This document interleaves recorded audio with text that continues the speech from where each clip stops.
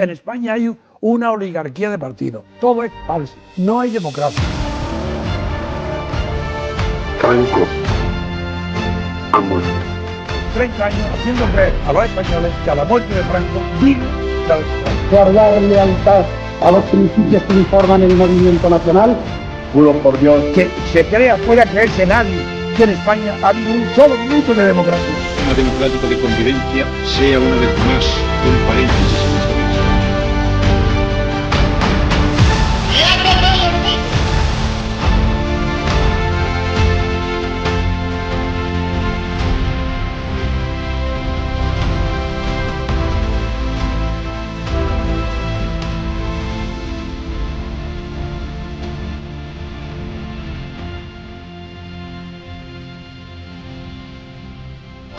Aquí la cuestión es libertad política colectiva, que es la libertad constituyente.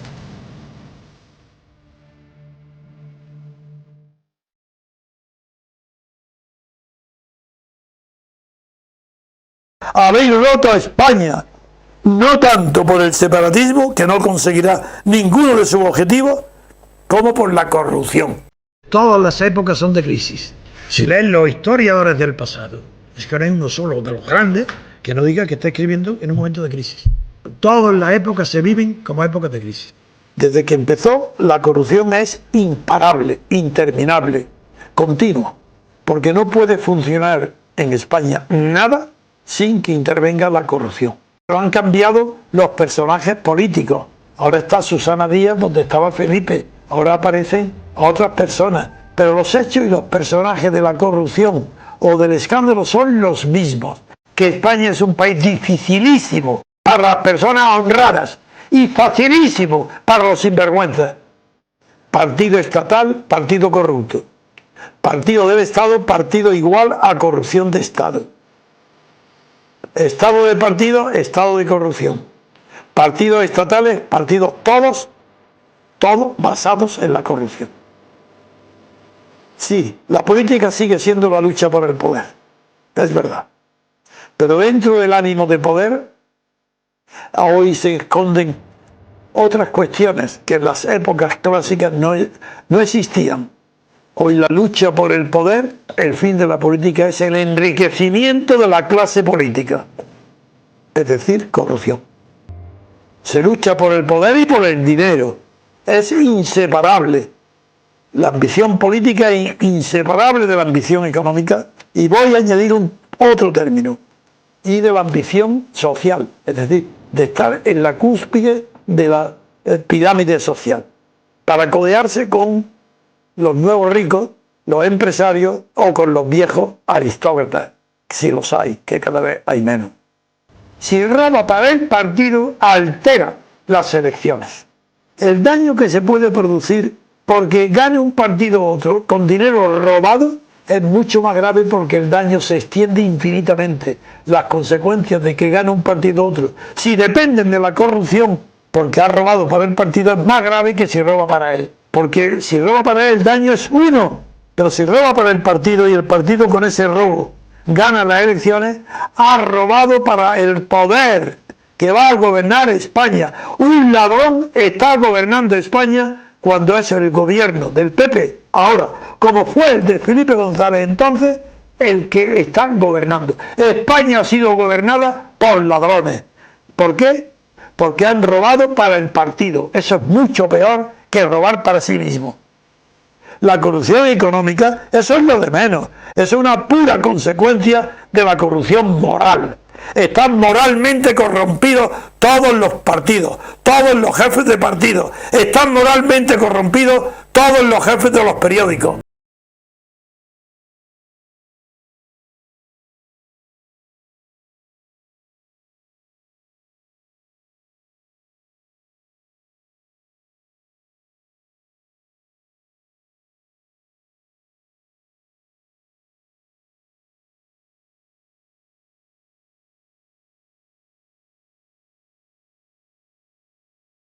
Que hemos creado, el movimiento MCRC, como está basado exclusivamente en la nobleza, la lealtad y los principios ideales para llegar a la libertad política colectiva, es incorruptible, porque es espiritual Pero no, eso no quiere decir que sea ni de derecha ni de izquierda. Es que perseguimos nada más que las reglas de juego. Por tanto, no hay ambición. Estamos persiguiendo definir las reglas de juego. Pero no queremos entrar en la jugada. Allá cada uno con eso. Bien, pues en España eso no se produjo a la muerte de Franco. Y todos quisieron entrar desde el primer día en la jugada. Y el primero, Felipe González, apoyado por Kissinger y los alemanes. Y esos son los que acabaron con la posibilidad de un ideal de nobleza a la muerte de Franco. La corrupción empieza antes de la muerte de Franco, porque no tienen calidad moral, ni intelectual, ni cultural los elementos que se oponían. En el PSOE, por ejemplo, el único que tenía una cierta entidad era el que fue luego consejero de Estado, que era un poco intelectual, era un hombre noble, no tenía ambiciones, pero todos los demás no querían nada más que figurar en el poder, estar en el poder. Y la primera corrupción que viene del ayuntamiento de Tierno Galván. Y ahí estaba la corrupción ya material, porque no había habido espíritu nunca. Estaban corrompidos en la oposición. Querían cambiar de mujeres, de chaquetas, de camisas, de todo. Aquello que significara distinción, no, porque eso no saben ni lo que es, dinero. Antes de la ruptura, me encontré con una materia prima que estaba ya rota. Franco había roto, además de a muchas cosas, a la oposición.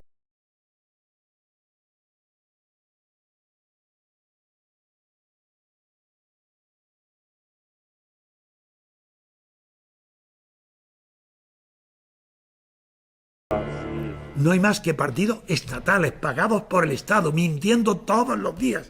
Son los responsables de la crisis que hay. ¿Queréis que hablemos de crisis? Hablemos de la crisis. ¿Pero qué es la crisis económica? ¿Pero qué crisis económica si hay una crisis moral que es infinitamente mayor que todas las crisis económicas juntas? La crisis moral en España. ¿Pero quién cree hoy en la honradez, en la fidelidad, en la lealtad? Pero solamente los idiotas. Porque toda persona que sea un poco inteligente o se aprovecha de lo que hay o es un tonto. Pero que sí, es que no habéis dado cuenta todavía que la corrupción en España no es un epifenómeno a consecuencia de que no hay control del poder o que las leyes son defectuadas, nada de eso. Es muy sabio lo que está pasando en España. A la muerte de Franco, como no hay ruptura con el franquismo, como Suárez continúa con el franquismo, como los partidos estatales continúan las prácticas franquistas, como no hay libertad política colectiva, como solamente hay derechos individuales, pensar que donde hay derechos y libertades individuales, no hay libertad.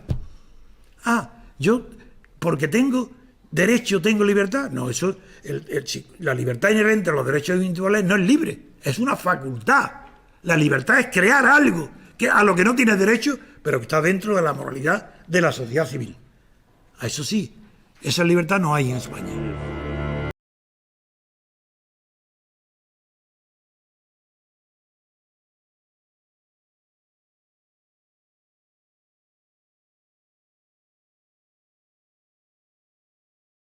He dedicado mi vida a la conquista colectiva de la libertad política para llegar a la democracia formal.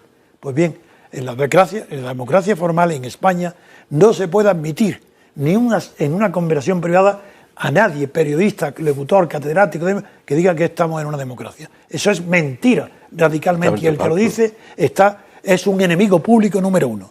Porque si basta la corrupción española, basta la corrupción para decir, señal de que no hay democracia. Aquí dicen, ¿qué es lo que dicen aquí? Todas las democracias están corrompidas, la corrupción es inevitable. No, señor, si en España hubiera democracia, no habría esa corrupción. Habría un poco de corrupción porque en la naturaleza humana es difícil coartar toda, pero con una democracia con separación de poderes y la democracia representativa, que no es la que dice el 15 de mayo. Cuidado, cuando el 15 de mayo dice no nos representan, no saben lo que dicen. Porque cuando dicen no nos representan, se refiere a el aborto, el desahucio, todo eso no están representados.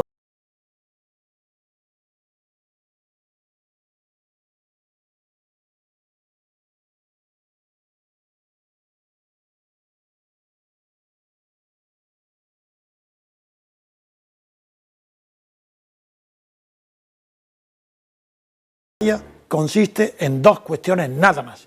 El sistema tiene que ser mayoritario, eligiendo un uninominal a un candidato, jamás una lista.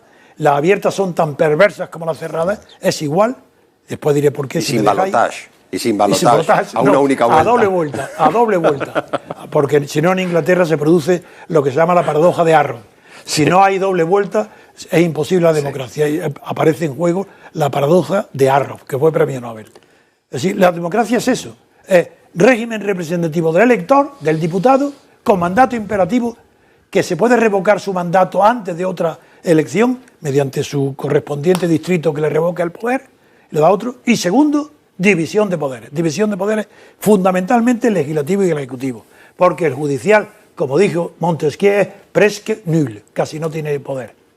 Pero desde el origen, no desde el Estado. No, hombre, claro, desde el origen. No. Es decir, separación de poderes desde el origen. Claro, pero es decir, que una elección separada claro, que elija por un lado a los legislativos, a los legisladores, y por otro al jefe del Estado o al presidente de la República.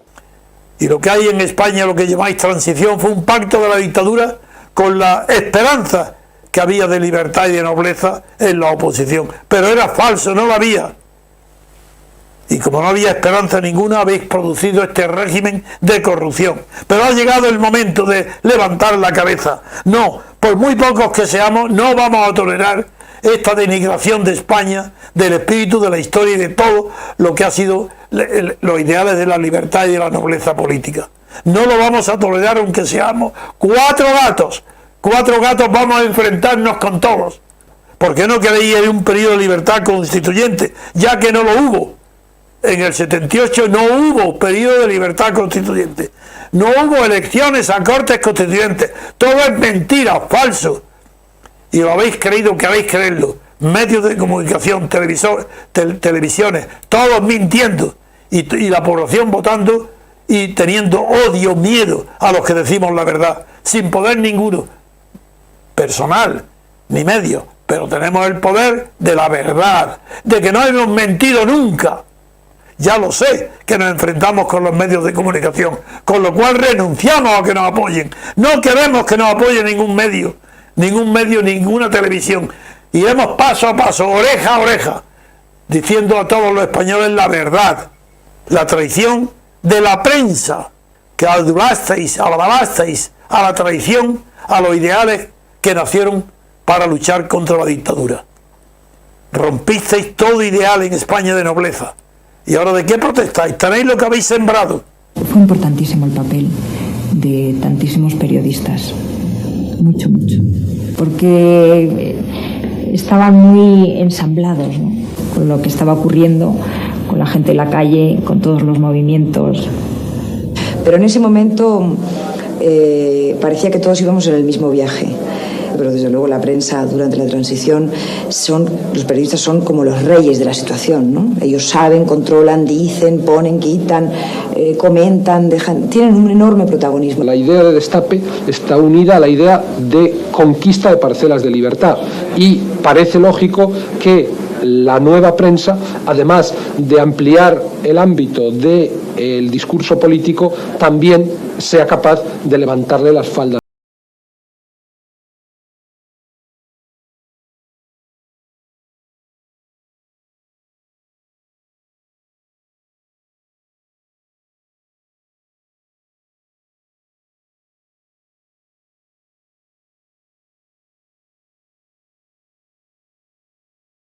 De costumbres se está produciendo un vuelco espectacular que la prensa, el cine y el teatro encabezan.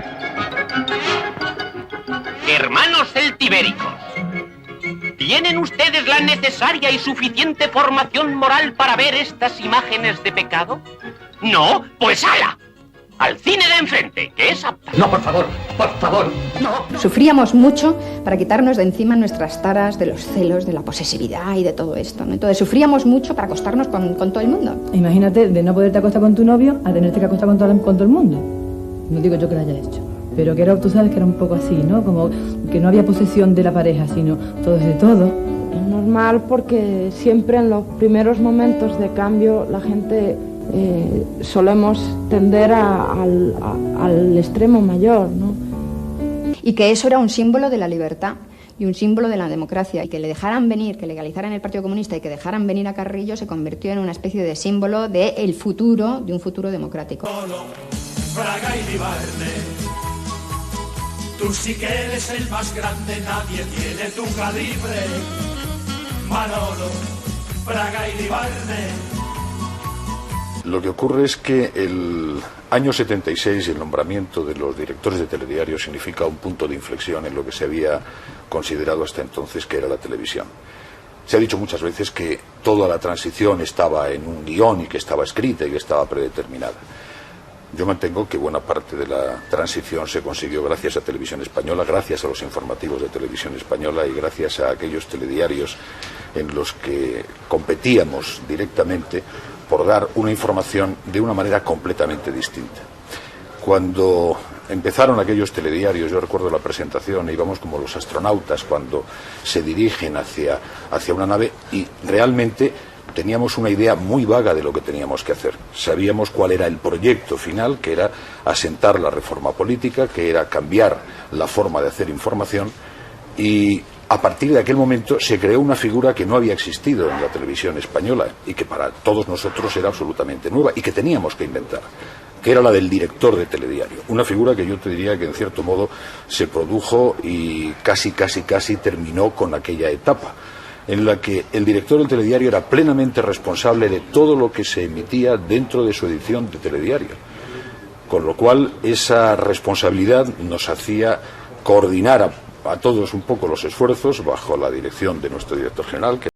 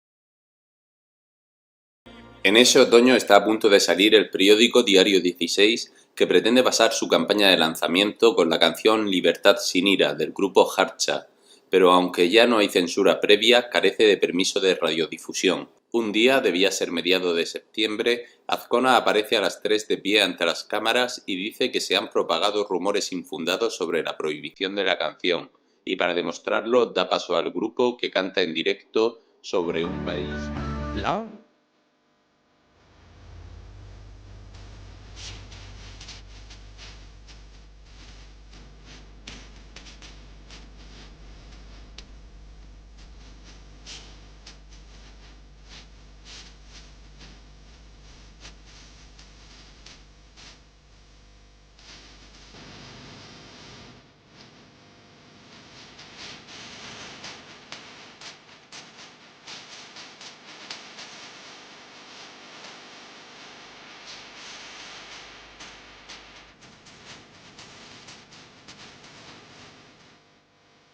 En aquella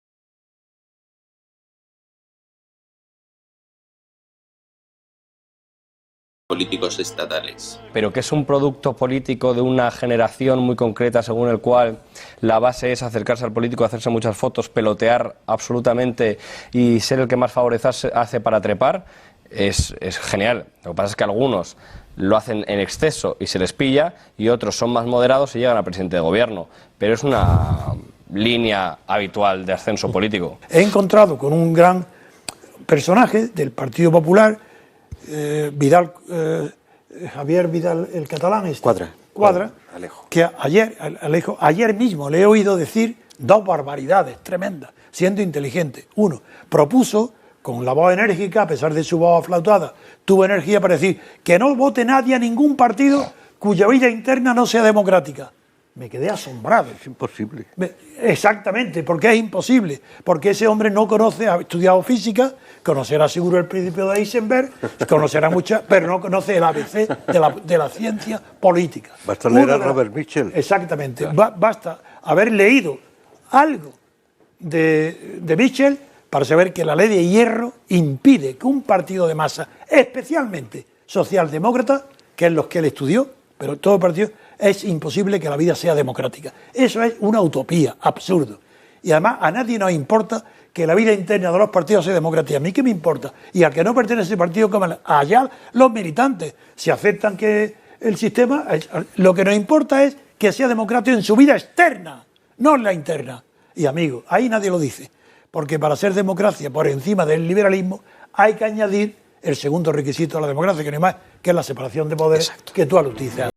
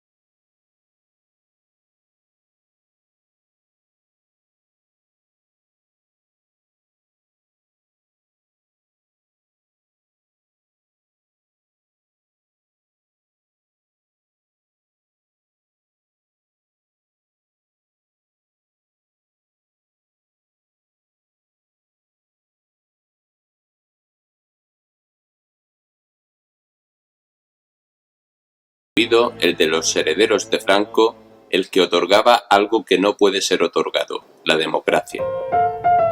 Durante todo este tiempo histórico, la prensa española está ejerciendo una influencia determinante en la vida política del país. Junto a los diarios tradicionales, que siguen apoyando el franquismo en sus distintas gradaciones, ha aparecido una serie de publicaciones, sobre todo semanarios y revistas mensuales, que en su mayoría defienden la apertura hacia la democracia y ejercen de hecho, y en medio de grandes dificultades, el derecho a la libertad de expresión.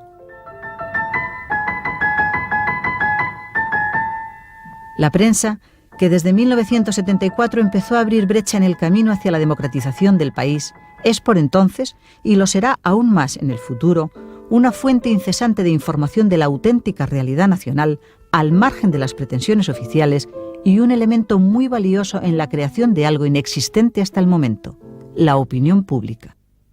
Bueno, yo creo que el papel de cierta prensa, no del resto de la prensa que estaba perfectamente controlada, la diaria, la prensa diaria, las radios, etcétera, yo creo que fue capital, que si no aquí no ocurre.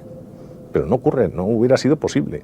Una de las grandes cosas que separan nuestro país de las transiciones soviéticas es precisamente que existe una prensa medio libre, que fue señalando el camino y que fue enseñando a los protagonistas de la etapa siguiente. Habían salido todos en las páginas de nuestros periódicos y todos habían dicho lo que iban a hacer, con lo cual los ciudadanos sabían a quién votar, si estaban ahí, y sabían lo que iba a hacer. Yo creo que fuimos el microcosmos en el cual se jugó el papel, se vio la España de después. Suárez, que fue director general de Radiodifusión y Televisión entre 1969 y 1973, no estaba solo en la tarea de evitar la ruptura democrática. El paso de una dictadura a una monarquía de partidos estatales impuesta debía parecer la conquista de la libertad y la democracia por parte de los españoles. El 4 de mayo de 1976 salía a la calle un periódico dirigido por el que fuera jefe de los servicios informativos de Radiotelevisión Española con Franco, Juan Luis Cebrián. Hacer el país no es fácil. Ha tardado años en prepararse, a fondo. Ha tenido que reunir hombres y medios. Y ahora sí, el país empieza mañana. Hacer el país no es fácil, porque en el país no todos piensan igual. El País, diario independiente de la mañana. El periódico El País lanzó a la calle su primer número, el día 4 de mayo de 1976. Yo estoy en Carabanchel, detenido por Fraga.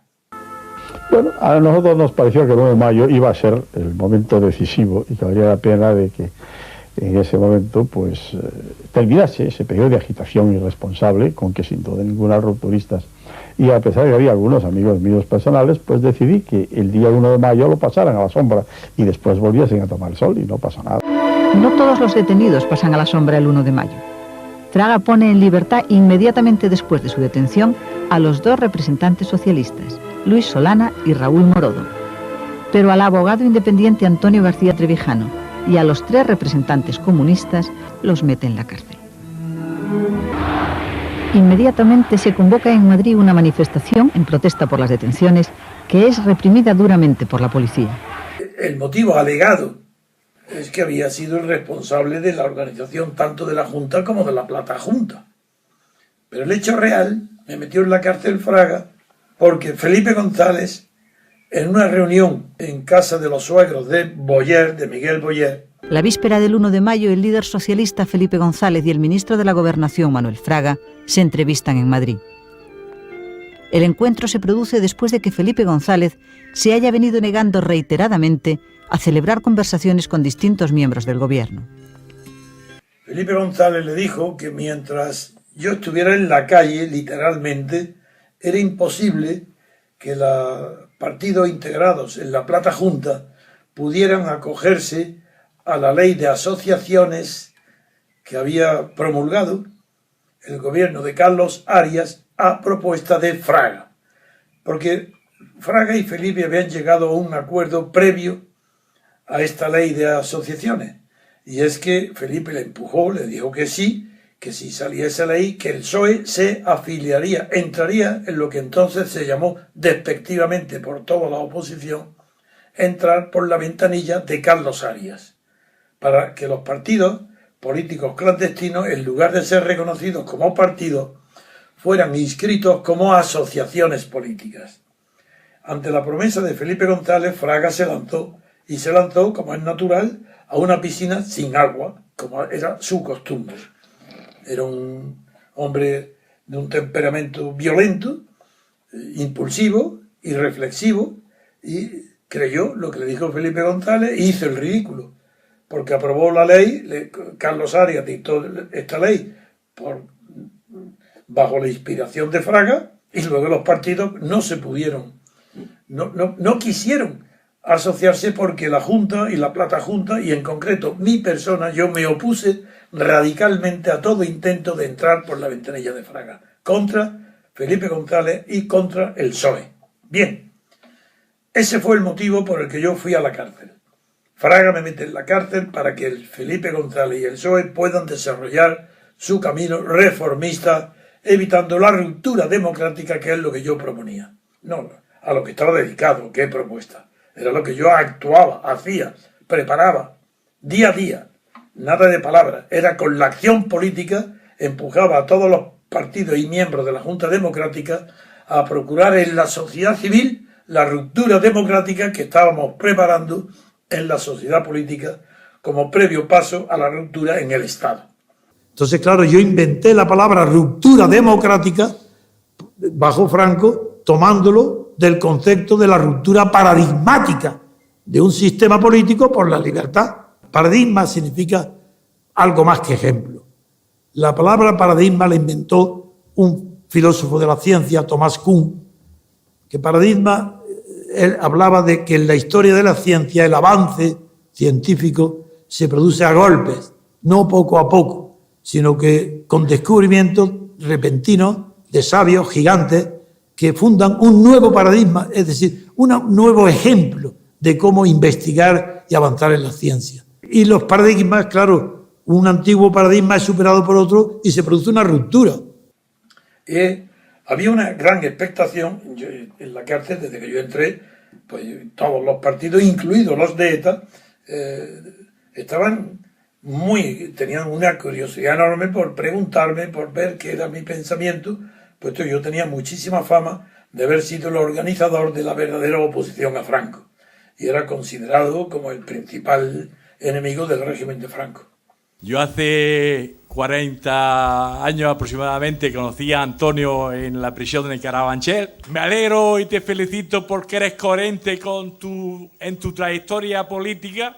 Cuando entraste, muchos líderes antifranquistas y demócratas ya se hablaba de la República, la Tercera República, y se comentaba que tú ibas a ser el presidente de esa república, porque era realidad que allí te cortejaban, por lo menos allí te cortejaban, que es cuando yo te conocí, todos los líderes antifranquistas. Y aquel día, en la cárcel de Carabanchel, había una sala, un cuarto corriente, donde había un solo aparato de televisión. Ahí coincidíamos los presos políticos comunes, que éramos nosotros, de los presos políticos vascos, que eran los de ETA, que estábamos en alas de la cárcel separadas y en comedores separados. Pero nos veíamos circunstancialmente, con muy poca relación entre ellos, los de ETA con los comunes, políticos ordinarios, entre los que yo estaba. Sale el país y el periódico y el director de la cárcel nos permite reunirnos en esa sala donde no cabían más de entre 30 y 40 aproximadamente, en sillas, a leer el periódico. Y aquel día no había ninguno de ETA. Yo no sé si fue a propósito, eso no lo sé, si fue el director de la cárcel, que un solo ejemplar, no había más que un ejemplar del periódico del país. Y lo lee Marcelino Camacho. Y asistimos, ni estaba lleno siquiera. No llegábamos a 30 personas. Es de decir que todo el Partido Comunista, y por tanto también Comisiones Obreras, pero todos los que había allí, que eran muchos, la mayoría eran comunistas, pues creían que la ruptura democrática estaba al alcance de la mano. Así que era seguro. Lo que había creado la Junta Democrática y las expectativas de la creación de la Plata Junta, motivo por el cual fui yo a la cárcel, puesto que fue creada el 29 de marzo, y yo entré en 28 y el día 29 estaba yo en la cárcel. Pues había, en el Partido Comunista, tendían siempre a interpretar mal las cuestiones favorables, de una manera optimista, todas las noticias que llegaban. Y había una gran expectación, porque Simón Sánchez Montero, Marcelino Camacho no me lo llegó a decir expresamente, pero Romero Marín, gente del Partido Comunista muy clásica y muy inteligente, y bien, con un pasado irreprochable de resistencia al franquismo, incluso en la guerrilla. Y siempre me discutía con ellos de muy buena fe y de muy buenos modos, porque los pobres incluso me daban pena, porque creían que la ruptura democrática estaba al caer y que era imposible y que por tanto el país era un instrumento para llegar a la ruptura democrática que nosotros defendíamos, a llegar a la verdadera democracia. Y yo trataba de enfriarlos, pero no había manera. Porque Simón Sánchez Montero, sobre todo, mucho más que no era muy inteligente, pero era un hombre muy disciplinado, muy observador y muy constante, con muchas virtudes. Y todo lo interpretaba como signo de que la ruptura estaba inmediata, que estaban ya todos a punto. Es aquí que entonces empieza... Por la fuerza de la historia. Por la fuerza, sí, lo creían, sí. Empieza Marcelino Camacho, con un aire, era muy bondadoso, muy buena persona, pero un aire muy optimista, muy sonriente. Después de todos sabíamos ya que íbamos a ver el país, era el primer número, a ver qué dice.